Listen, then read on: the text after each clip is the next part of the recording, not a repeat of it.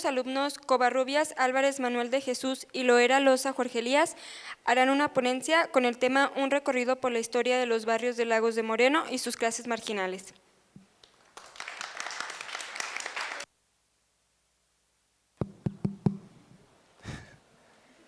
Bueno, buenas tardes compañeros, maestros y personas del público en general. Nosotros les vamos a platicar un poco la historia. Nuestra investigación se centró en los barrios pues, de aquí de la comunidad de Lagos de Moreno.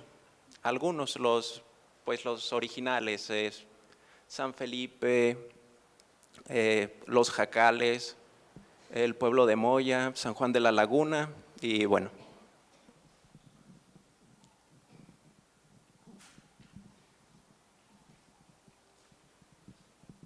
Bueno, la villa de Santa María de los Lagos fue fundada en el año 1563 por el conquistador español Hernando Martel. La villa tenía que cumplir con 3 funciones en específica: ser un lugar para la defensa, o sea, un lugar que facilite la defensa del lugar. En segundo, tener calles, el general el trazo urbano de la ciudad, pues que sea óptimo para una defensa en caso de ser necesario. Y por último, ser una ciudad estéticamente bella. A diferencia de ciudades como Zacatecas o Guanajuato, Lagos pues contó con una ubicación específica en la cual se iban a ubicar y a empezar a edificar. Y ya.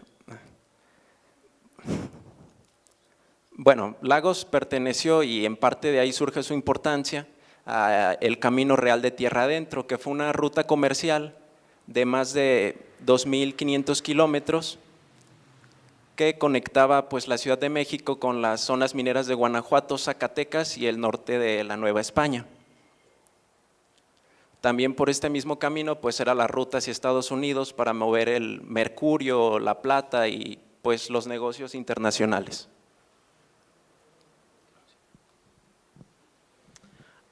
Bueno, con la pacificación chichimeca de 1590, todos sabemos que esta zona pues habitaba esta etnia. Por la Casa de la Cultura todavía tiene una parte de lo que era la muralla. Arribaron 400 familias tlaxcaltecas que se dispersaron en el centro occidente mexicano para enseñar a los belicosos e indómitos indígenas chichimecas una vida sedentaria. También se generó una fuente migración de indígenas como tarascos o otomíes que arribaron a esta región para trabajar como indios naborías en las nacientes haciendas agrícolas y ganaderas.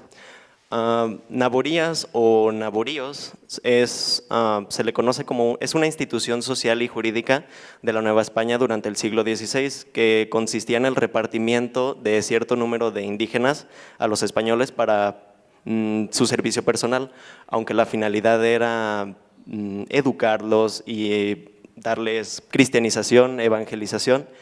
La mayoría eran explotados laboralmente.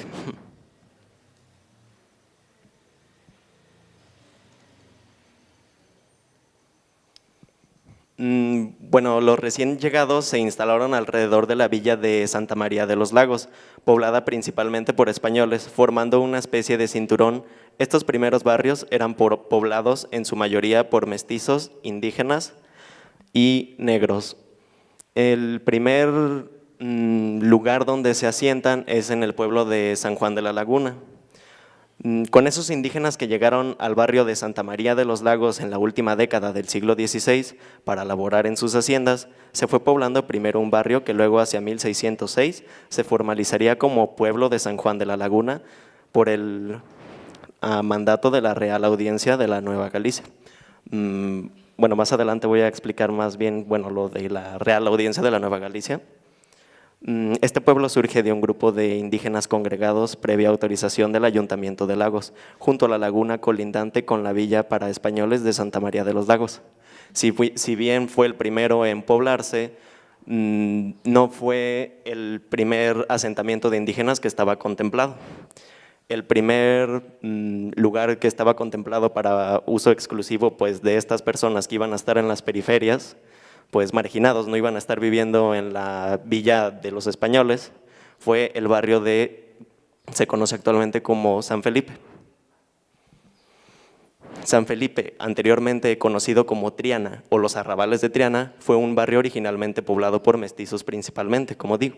Su nombre cambió al momento de que la cofradía de mestizos consiguió la autorización de fundar su propio templo. Bueno, ¿por qué Triana? Triana es uno de los barrios pobres de los suburbios de Sevilla, España. De aquí proviene el andaluz Hernando de Martel. En el barrio de Triana de Sevilla pues se concentraba en mayor medida la población negra de esa ciudad y pues por eso es que recibe el nombre. Lo que estuvimos investigando, Mario Gómez Mata encontró manuscritos del siglo XVI, donde en los mismos manuscritos se mencionaba la zona donde surgiría el barrio de Triana como los Arrabales de Triana. O sea, estamos hablando que ya lo estaban pues prediciendo, dijeron aquí van a estar los trabajadores, los mestizos, los indios, los negros.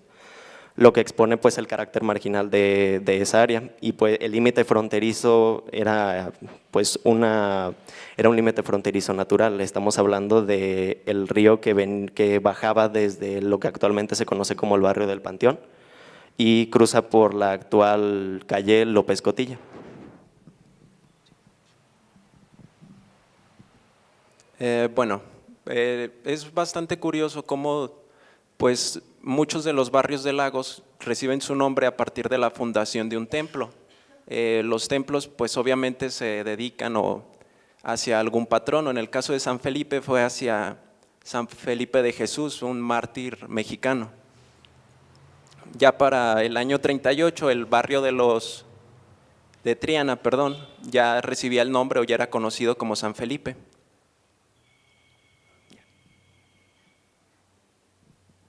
El barrio de los Jacales o el actualmente barrio del Refugio se conocía como los Jacales por el tipo de vivienda que era el principal, ¿no? O sea, un jacal, los famosos jacalitos. Las personas que poblaban este lugar eran generalmente mestizos, mulatos o indígenas. Las casas generalmente pues estaban construidas con materiales de la región, como lo es el carrillo y la paja. Aunque también habían algunas casas pues que eran de adobe y tenían techos de raja.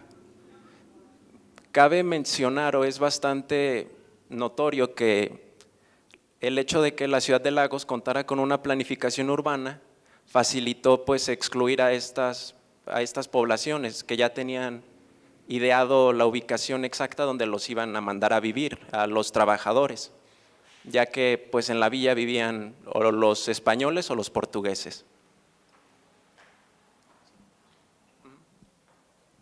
Y aquí un poco de lo que les decía, el templo del refugio pues está consagrado a Nuestra Señora del Refugio, de ahí viene el nombre que posteriormente el barrio pues tendría. Y pues es bastante curioso cómo los barrios a partir de la cofradía pues consiguen su nombre. Para los que no sepan qué es una cofradía, pues es una especie de gremio de personas, una unión de personas alrededor de un santo para lograr un objetivo común. En este caso, pues fundar una iglesia de un santo que sea de su devoción.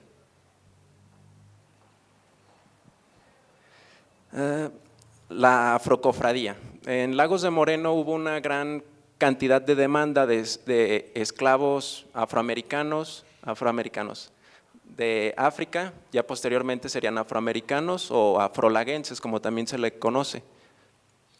El templo de Nuestra Señora de Guadalupe pues fue una de las construcciones que la población negra o mulata consiguió en el año 1717.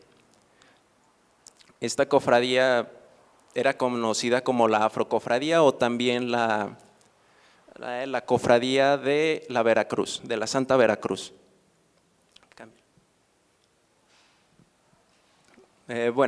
Los negros o los mulatos decidieron dedicarle este templo como vemos en las imágenes, a vírgenes morenas o que se identificaran con su tono de piel. Por ejemplo, los mulatos se sentían identificados con la Virgen de Guadalupe,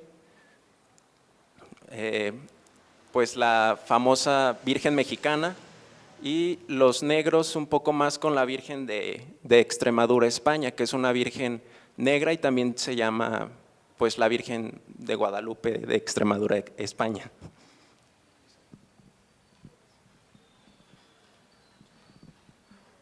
Bueno, ya que se habló de que habitaban negros en la ciudad, pues crean o no, hubo compra y venta de esclavos aquí mismo en Lagos de Moreno. Pues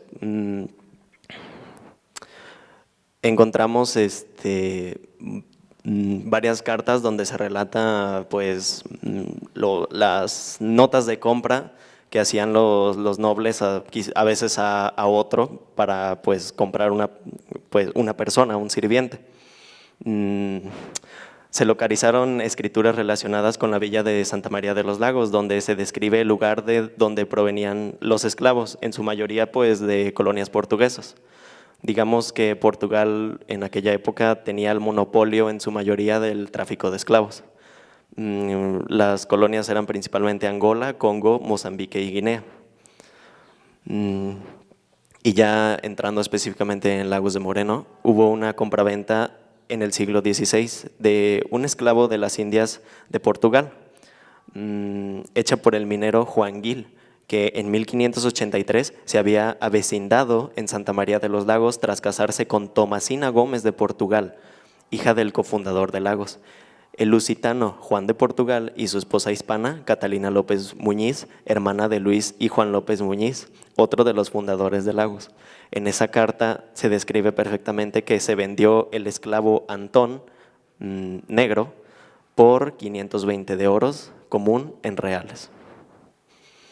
Pues otra de las cosas que sufrieron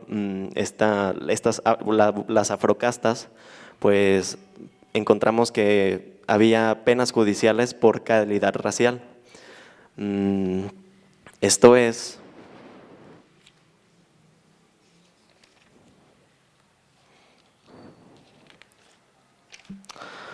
pues otra de las maneras que los españoles podían conseguir esclavos para fuerza de trabajo, ya sea para las minas de la región, obrajes, trapiches y trabajo en las haciendas, fue la compra del trabajo forzado impuesto como un castigo judicial a indios, a negros, mulatos, coyotes, lobos y pues otras afrocastas que eran condenados por algún supuesto delito. Digo supuesto porque pues le adjudicaban a esta persona que querían pues que había cometido un delito y así pues prácticamente ni siquiera tenía que gastar dinero, es decir, la ley decía vas a tener que trabajar forzosamente para esta persona. Y de estos la mayoría de los juicios los emitía la Audiencia y Cancillería Real de Guadalajara o de Nueva Galicia, que fue el más alto tribunal de la corona española en el territorio de Nueva Galicia durante el virreinato de la Nueva España. Aquí encontramos que se le adjudicaron a un negro por haber robado por haberle robado a un espadero. Aquí está. Sentencia por robo de ganado al mulato libre Felipe de Santiago por 6 años en desagüe de minas en Zacatecas. Nicolás Flores, mulato, se condena a servicios personales por 4 años en una labor por robo en abril 12 de 1709. Y condena de 8 años en trapiche, labor u obraje a José Antonio Indio Chichimeca por robar tienda de Nicolás Ortiz, maestro espadero, octubre 5 de 1702. Y bueno, aquí vemos, digamos, los 2 pájaros por un tiro. He mencionado que se le adjudicaban injustamente delitos a los negros, pero también a los indios, que incluso en su mayoría a veces la condena era mayor. 6 años le dieron al mulato y le dieron 8 años por un delito, digamos, un poquito menor a este indio chichimeca. Hay un registro que le adjudicaron, bueno, no, cometió el delito un español noble, asesinó a otra persona y simplemente le dieron de sentencia 13 días de trabajo, bueno, servicio comunitario. Bueno, el pueblo de San Juan de la Laguna originalmente se pensó como una hacienda. Ya posteriormente sería llamado o ganaría el estatus de pueblo. Los indígenas que llegaron a esta villa eran principalmente tlaxcaltecas y otomíes. Algo que es curioso de la fundación de este pueblo es que desde la conquista de México Tenochtitlan los españoles trajeron a los capitanes de este ejército, de esta multitud de indígenas, eran pues nobleza tlaxcalteca, que ayudaron a la toma de la ciudad de Tenochtitlan. Dale. El pueblo de Moya, al igual que como ya les he comentado de otros barrios anteriores, el pueblo de Moya recibe su nombre pues también por la fundación del templo. En este caso la cofradía o la alianza de personas que buscaban que les aprobaran un templo, pues fue de indígenas también. En este caso se lo dedicaron a Nuestra Señora de la Limpia Concepción de Moya, y al igual que San Juan de la Laguna, pues originalmente era una hacienda en donde trabajaban todos estos indígenas y posteriormente lograrían la fundación de su propio templo.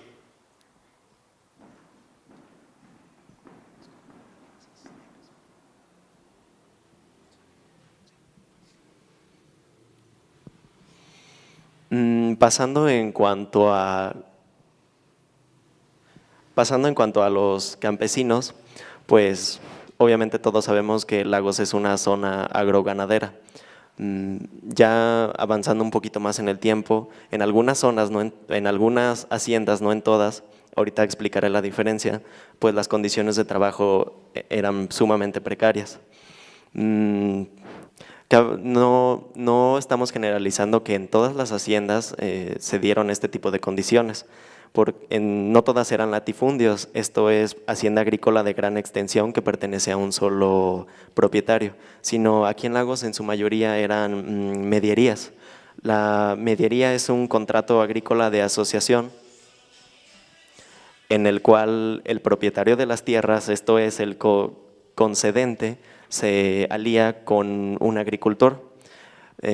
Mientras el agricultor pone el material y la fuerza de trabajo, pues el concedente la finca rural, la finca, y se dividen el producto y las utilidades que produce la hacienda.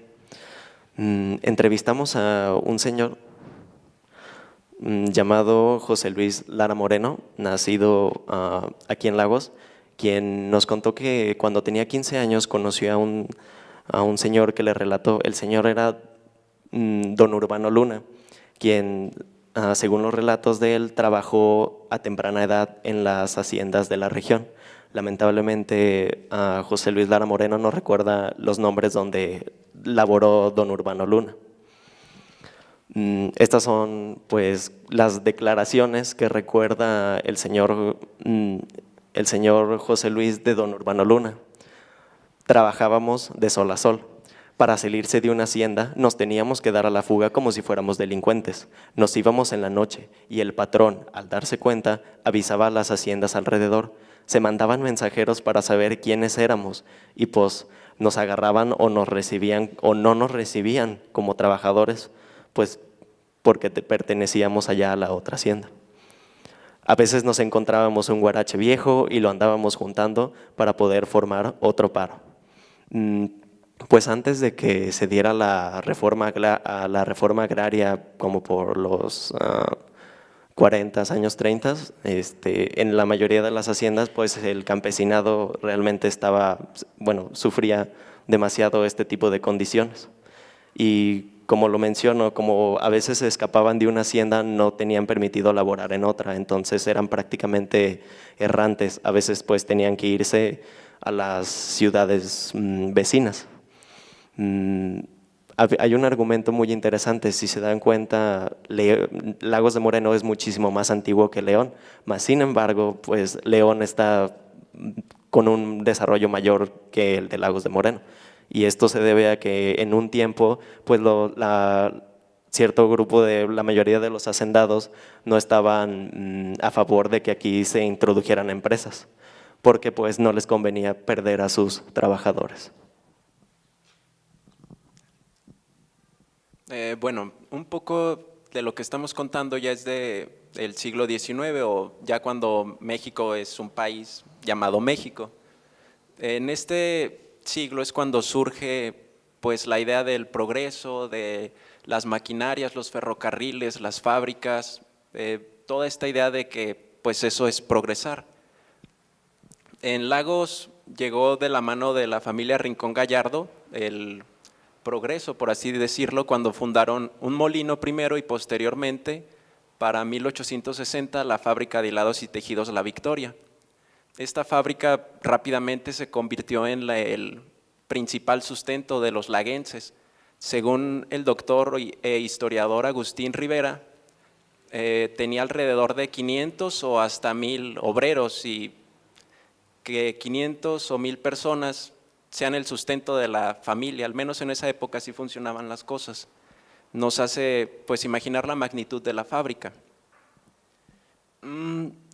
Rescaté un poco una publicación que realizó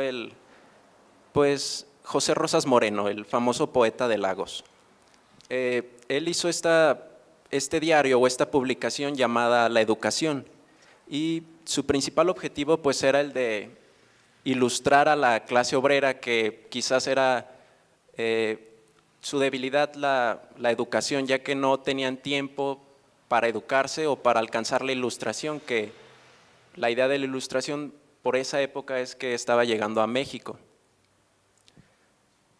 Y también en Jalisco, en Guadalajara en general, pues empezó a publicar el diario La Abeja, que también se dedicaba a la clase obrera y a su ilustración. Y cito del periódico: la clase obrera carece de elementos principales para realizar la primera y más importante de todas sus conquistas, la de su ilustración. Nuestra publicación, imitando al laborioso insecto, recorriendo multitud de obras y publicaciones que poseemos, tomará de todas ellas al que considere útil a su objeto. Bueno, como podemos ver, tanto aquí Rosas Moreno, más específicamente en León, y en Guadalajara con el diario La Abeja, existía esta preocupación de ilustrar o de educar a la población, ya que se creía que era la única manera de desarrollarse, tener una población pues educada.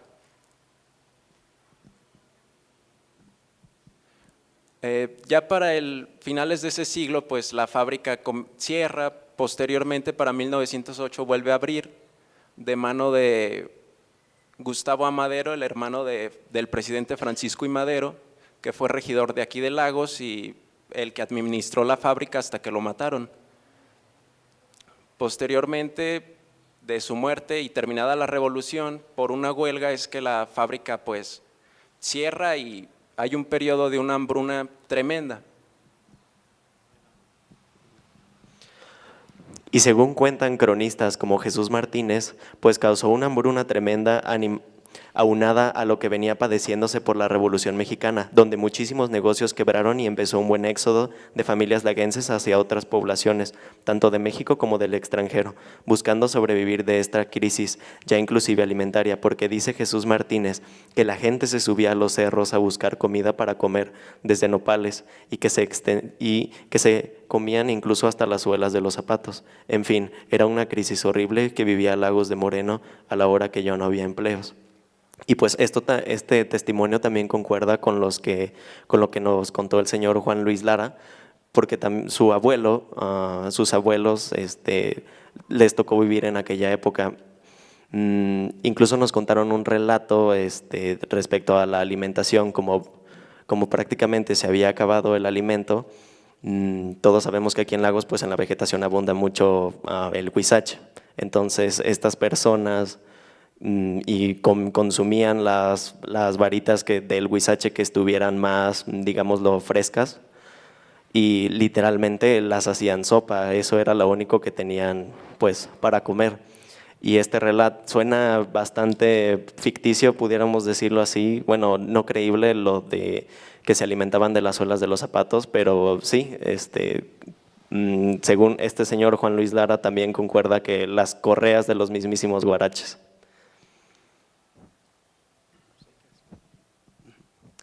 Bueno, con esta investigación intentamos conectar al laguense con el pasado de su ciudad y el desarrollo de sus colonias o barrios, donde pues por lo general se desarrolla su vida cotidiana. Ya que una persona que no conoce su historia no puede sentir como suyo el patrimonio histórico que lo rodea. Muchas gracias.